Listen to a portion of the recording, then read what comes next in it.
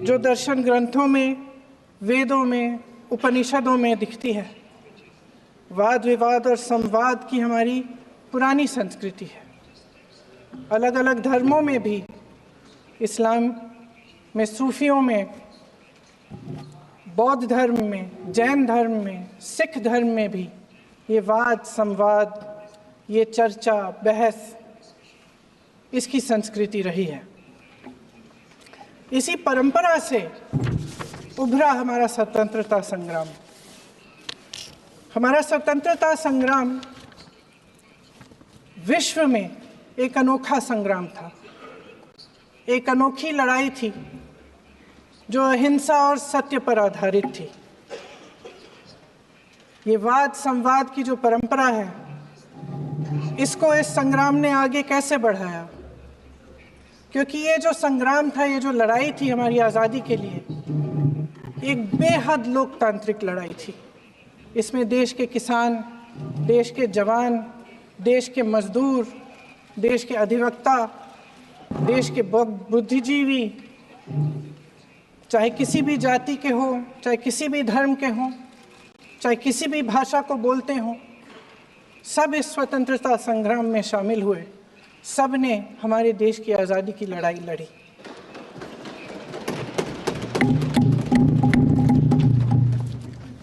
और उसी आज़ादी की लड़ाई से एक आवाज़ उभरी जो हमारी देश की आवाज़ थी।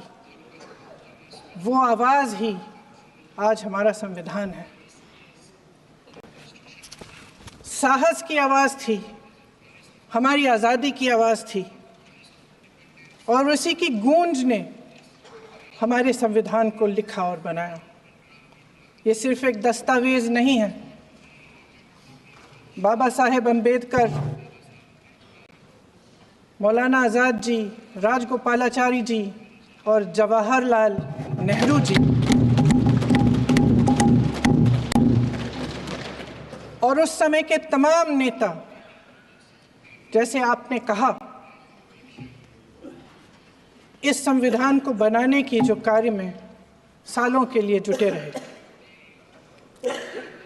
हमारा संविधान इंसाफ, उम्मीद, अभिव्यक्ति और आकांक्षा की वो ज्योत है जो हर हिंदुस्तानी के दिल में जलती है। अध्यक्ष महोदय, इस ज्योत ने हर एक भारतीय को ये पहचानने की शक्ति दी कि उसे न्याय मिलने का अधिकार है, कि उसमें अपने अधिकारों के लिए आवाज़ उठाने की क्षमता है, कि जब वो आवाज़ उठाएगा तो सत्ता को उसके सामने झुकना पड़ेगा।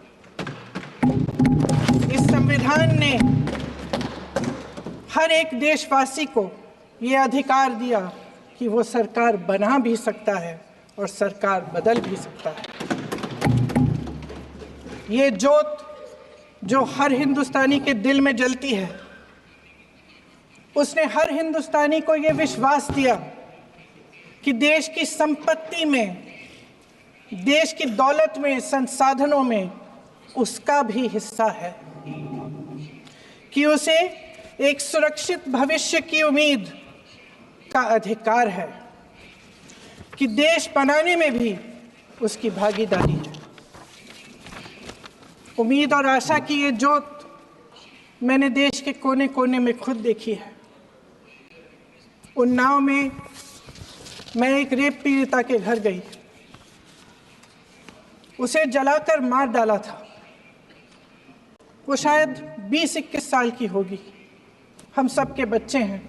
हम सोच सकते हैं कि अगर हमारी बेटी के साथ बार बार बलात्कार हुआ और फिर जब वो अपनी लड़ाई लड़ने के लिए गई तो उसको जलाकर मार डाला गया होता तो हम पर क्या बीतती। मैं उस बच्ची के पिता से मिली। उसके खेत जलाए गए थे, उसके भाइयों को पीटा गया था, उसके पिता को बाहर से, घर के बाहर घसीट कर मारा गया था। उस पिता ने मुझे बताया कि बेटी, मुझे न्याय चाहिए। मेरी बेटी अपने एफआईआर को दर्ज करने के लिए जब जिले में गई तो उसको मना किया गया। अगले ज़िले में जाना पड़ा उसे। वो रोज़ सुबह 6 बजे उठकर तैयार होकर अकेली अपने मुकदमे को लड़ने के लिए अगले ज़िले में ट्रेन से जाती थी। उसके पिता ने मुझे कहा कि मैंने उससे कहा, बेटी अकेले मत जाओ, छोड़ दो ये लड़ाई। लेकिन उसकी बेटी ने उसको जवाब दिया कि नहीं पिताजी, मैं अकेली जाऊंगी, मैं लड़ूंगी, ये मेरी लड़ाई है, मैं इसको लड़ूंगी। ये लड़ने की क्षमता, ये हिम्मत उस लड़की को और करोड़ों भारत की नारियों को हमारे संविधान ने दी। आगरा में मैं अरुण वाल्मीकि के घर गई। अरुण वाल्मीकि पुलिस स्टेशन में काम करता था, सफाई का काम करता था। आप सोच सकते हैं हमारी तरह उसका भी परिवार था। नई नई शादी हुई थी, 2-3 महीनों का बच्चा था। पुलिस स्टेशन में चोरी हो गई। चोरी का इल्ज़ाम उस पर लगाया गया। उसके पूरे परिवार को उठाकर पुलिस स्टेशन में ले गए। आप हंस रहे हैं, लेकिन ये गंभीर बात है। गंभीर बात। शर्म करो, शर्म। अरुण वाल्मीकि को पीट पीट के मार डाला, उसकी बीवी को पीटा, उसके पिता के नाखून निकाले, उसके पूरे परिवार को पीटा गया। जब मैं उस जवान महिला से मिलने गई जो अभी अभी विधवा हुई थी, तो उसने मुझे कहा कि दीदी, हमें सिर्फ एक चीज़ चाहिए, हमें न्याय चाहिए और हम इस न्याय के लिए लड़ते रहेंगे, चाहे कुछ भी हो जाए। ये हिम्मत उस महिला को हमारे संविधान ने दी।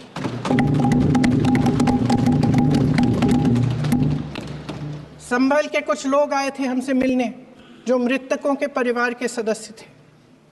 उसमें 2 बच्चे थे, अदनान और उजैर। अब सुनिए।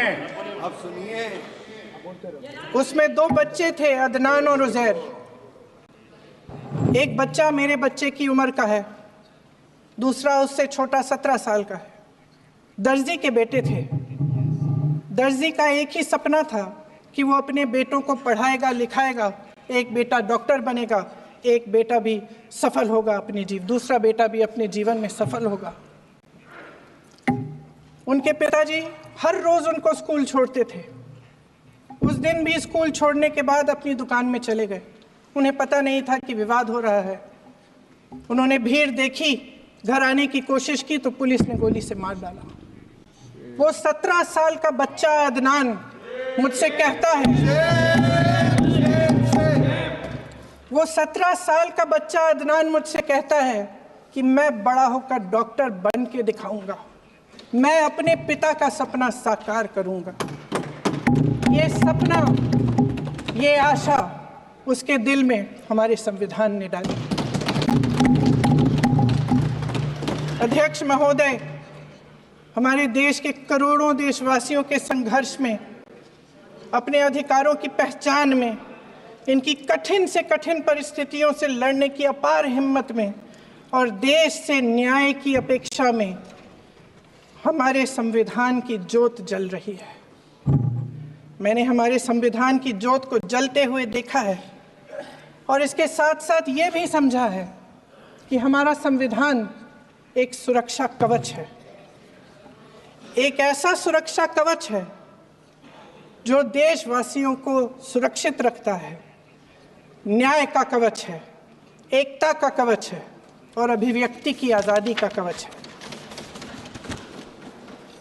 दुख की बात यह है कि मेरे सत्ता पक्ष के साथी जो बहुत बड़ी बड़ी बातें करते हैं, इन्होंने इन 10 सालों में ये सुरक्षा कवच, सत्ता पक्ष के मेरे साथियों ने ये सुरक्षा कवच तोड़ने का पूरा प्रयास किया है।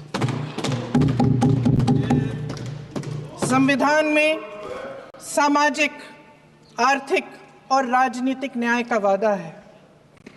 ये वादा एक सुरक्षा कवच है जिसको तोड़ने का काम शुरू हो चुका है। लैटरल एंट्री और निजीकरण के जरिए ये सरकार आरक्षण को कमजोर करने का काम कर रही है।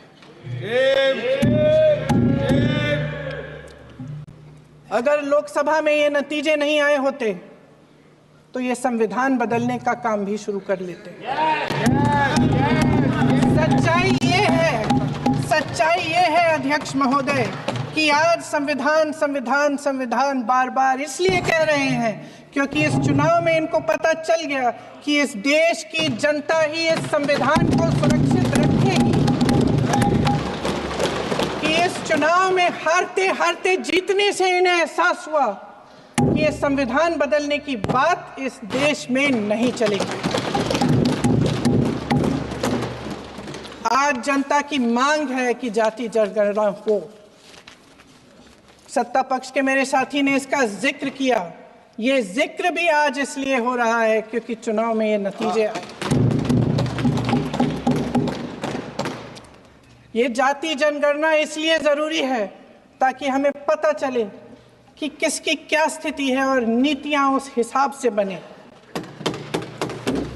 इनकी गंभीरता का प्रमाण ये है कि जब चुनाव में पूरे विपक्ष ने जोरदार आवाज उठाई कि ये जाति जनगणना होनी चाहिए, तो इनका जवाब देखिए। इनका जवाब भैंस भाग भैंस चुरा लेंगे, मंगलसूत्र चुरा लेंगे, इनका ये जवाब था। ये गंभीरता है इनकी जाति जनगणना पर। महोदय, हमारे संविधान ने आर्थिक न्याय की नींव डाली, किसानों, गरीबों और को जमीन बांटी, भूमि सुधार किया, जिसका नाम लेने से कभी कभी आप झिझकते हैं और कभी कभी उनका नाम धड़ाधड़ इस्तेमाल किया जाता है अपने आप को बचाने के लिए। उन्होंने HAL, BHEL, SAIL, GAIL, ONGC, NTPC, railways, IIT, IIM, oil refinery, तमाम PSU बनाए। अध्यक्ष महोदय, उनका नाम पुस्तकों से मिटाया जा सकता है, उनका नाम भाषणों से मिटाया जा सकता है, लेकिन जो उनकी भूमिका रही इस देश की आज़ादी के लिए और इस देश के निर्माण के लिए, वो इस देश से कभी मिटाया नहीं जा सकता। 75 सालों में जनता का भरोसा रहा कि नीतियां बनेंगी तो जनता की भलाई के लिए बनेंगी। जल जंगल जमीन का अधिकार मिला आदिवासी भाई बहनों को। इंदिरा जी ने बैंकों का राष्ट्रीयकरण करवाया, खदानों का राष्ट्रीयकरण कराया। कांग्रेस और यूपीए की सरकारों में शिक्षा का, भोजन का अधिकार मिला। 75 सालों में जनता का भरोसा मिला। पहले संसद चलती थी तो जनता की उम्मीद होती थी कि सरकार महंगाई और बेरोजगारी पर चर्चा करेगी, कोई उपाय निकालेगी, कोई रास्ता निकालेगी। लोग मानते थे कि अगर कोई नई आर्थिक नीति बनेगी तो देश की अर्थव्यवस्था को मजबूत बनाने के लिए बनेगी, तो भारतीय बाजार को मजबूत बनाने के लिए बनेगी, उनके भविष्य को मजबूत बनाने के लिए बनेगी। किसान और आदिवासी भाई बहन भरोसा करते थे कि यदि जमीन के कानून में संशोधन होगा तो उन्हीं की भलाई के लिए होगा। आप नारी शक्ति की बात करते हैं। आज चुनाव की वजह से शायद इतनी बातचीत हो रही है नारी शक्ति के बारे में, क्योंकि हमारे संविधान ने महिलाओं को यह अधिकार दिया, उनकी शक्ति को परिवर्तित किया वोट में। और आज आपको पहचानना पड़ रहा है कि महिलाओं के बिना, कि नारी शक्ति के बिना ये सरकारें नहीं बन सकती हैं। इसीलिए आज आप नारी शक्ति की बातें दोहरा रहे हैं। जो आप नारी शक्ति का अधिनियम लाए हैं उसको लागू क्यों नहीं करते?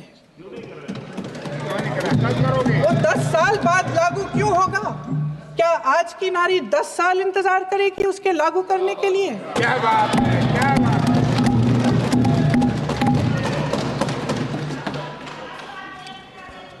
आज संसद में बैठे हुए सत्ता पक्ष के मेरे साथी ज्यादा से ज्यादा अतीत की बातें करते हैं।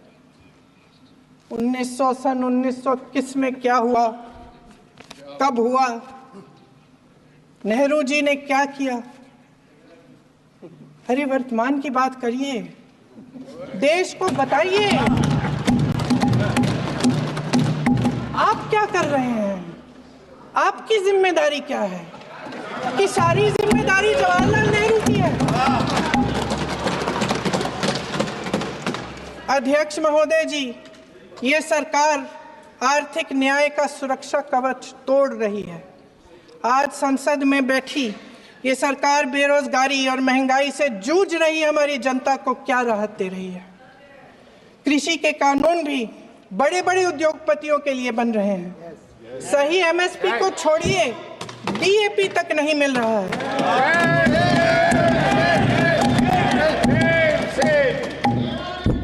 वायनाड से लेकर ललितपुर तक इस देश का किसान रो रहा है।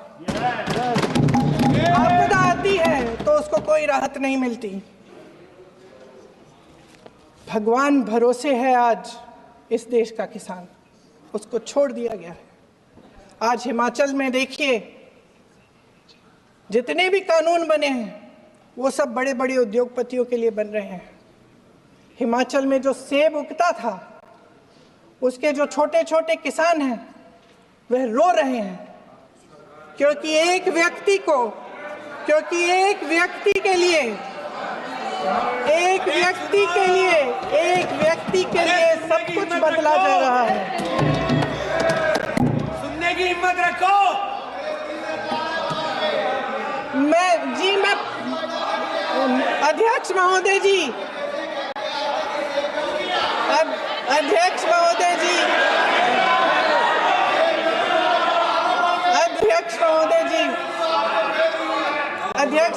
जी, अडानी जी को सारे कोल्ड स्टोरेज प्रदेश की सरकार ने नहीं दिए। अडानी जी को सारे कोल्ड स्टोरेज आपकी सरकार ने दिए हैं। देश देख रहा है कि एक व्यक्ति को बचाने के लिए 142 करोड़ देश की जनता को नकारा जा रहा है। सारे बिजनेस, सारे संसाधन, सारी दौलत, सारे मौके एक ही व्यक्ति को सौंपे जा रहे हैं। सारे बंदरगाह, एयरपोर्ट्स, सड़कें, रेलवे का काम, कारखाने, खदाने, सरकारी कंपनियां सिर्फ एक व्यक्ति को दी जा रही है। जनता के मन में हमेशा ये विश्वास होता था कि अगर कुछ नहीं है तो संविधान हमारी सुरक्षा करेगा, मगर आज आम लोगों के बीच ये धारणा बनती चली जा रही है कि सरकार सिर्फ अडानी जी के मुनाफे के लिए चल रही है। देश में बहुत तेजी से गैर बराबरी बढ़ रही है। जो गरीब है वो और गरीब हो रहा है, जो अमीर है वो और अमीर हो रहा है। इस सरकार ने आर्थिक न्याय की भी सुरक्षा कवच तोड़ दिया है।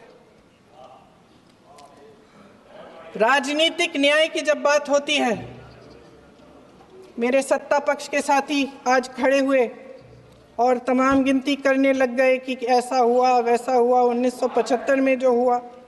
तो सीख लीजिए ना, आप भी सीख लीजिए, आप भी अपनी गलतियों के लिए माफी मांग लीजिए। आप भी बैलेट पे चुनाव कर लीजिए, दूध का दूध, पानी का पानी हो जाएगा। आप राजनीतिक न्याय की बात करते हैं, सरकारों को पैसों के बल पर गिरा देते हैं।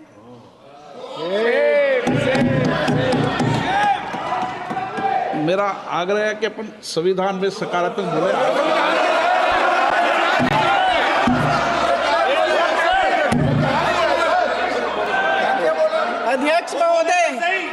अध्यक्ष महोदय, सत्ता पक्ष के हमारे साथी ने एक उदाहरण दिया उत्तर प्रदेश की सरकार का, तो मैं भी एक उदाहरण दे देती हूँ महाराष्ट्र की सरकार का।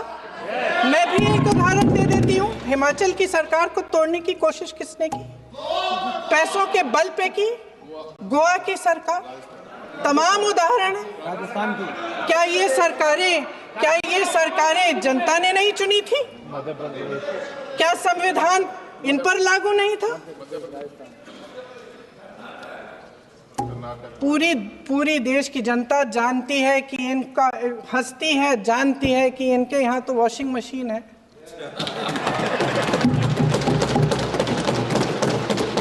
तो यहाँ से वहां जाता है, वो धुल जाता है।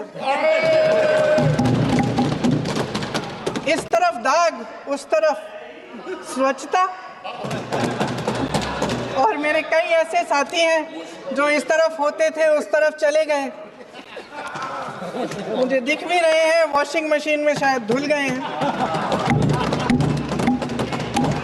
अध्यक्ष महोदय, जहां भाईचारा और अपनापन होता था, जहां हमारे संविधान ने एकता का सुरक्षा कवच दिया था, वहां शक और घृणा के बीज बोए जा रहे हैं।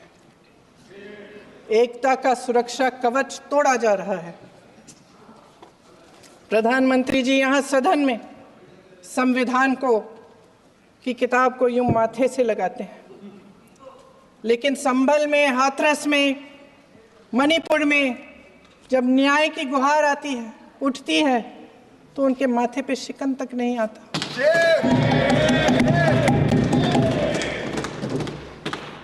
शायद समझ नहीं पाए हैं कि भारत का संविधान संघ का विधान नहीं है।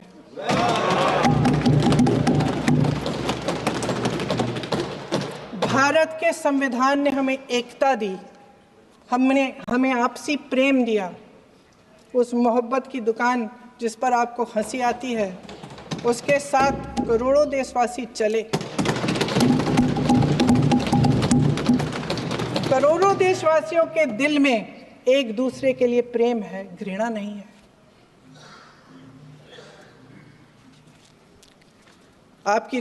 इनकी जो विभाजनकारी नीतियां हैं, उसका नतीजा हम रोज देखते हैं। राजनीतिक फायदे के लिए संविधान को छोड़िए, देश की एकता को भी ये रख नहीं सकते, इसकी सुरक्षा नहीं कर सकते। हमने संभल में देखा, मणिपुर में देखा। दरअसल इनका कहना है कि अलग अलग